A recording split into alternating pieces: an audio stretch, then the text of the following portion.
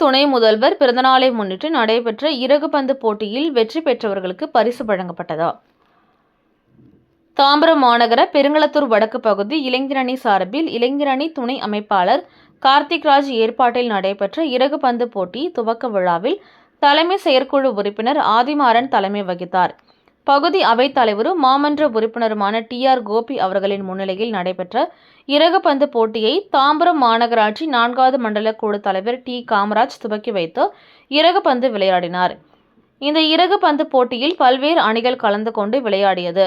இதில் வெற்றி பெற்றவர்களுக்கு பரிசளிப்பு விழாவில் முதல் பரிசு கோப்பை மற்றும் 6000 ரொக்கமும், 2வது பரிசு கோப்பையும் 4000 ரொக்கமும், 3வது பரிசு கோப்பையும் 2000 ரொக்கமும் தலைமை செயற்குழு உறுப்பினர் ஆதிமாறன், பகுதி அவைத் தலைவரும் மாமன்ற உறுப்பினருமான டி.ஆர். கோபி ஆகியோர் வெற்றி பெற்றவர்களுக்கு வழங்கி வாழ்த்துக்களை தெரிவித்தனர்.